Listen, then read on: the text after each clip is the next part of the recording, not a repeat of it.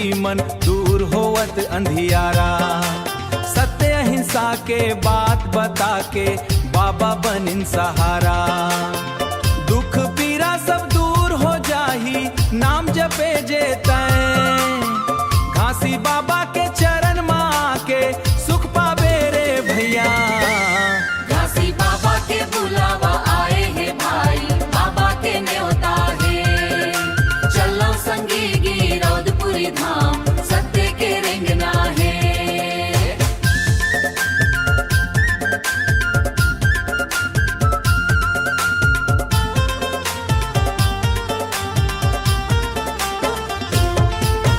जैते खाम लहराए गगन मन संदेश सत्य के लाए।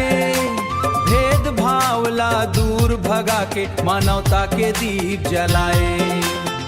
गांव गांव मंगूंजे बानी जय सतनाम के नारा।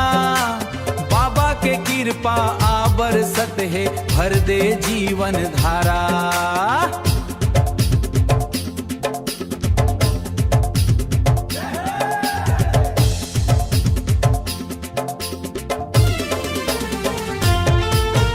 सफेद निशान शांति के चिन्ह दुनिया राह दिखाए।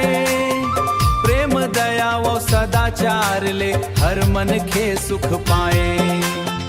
आओ मिल के भजन गवाबो बाबा के गुण गाबो। घासी बाबा के पावन न्योता हंसते गाते जाबो। घासी बाबा के बुलावा आए है भाई, बाबा के न्योता है। चलो संगी गिरौदपुरी धाम, सत्य के रेंगना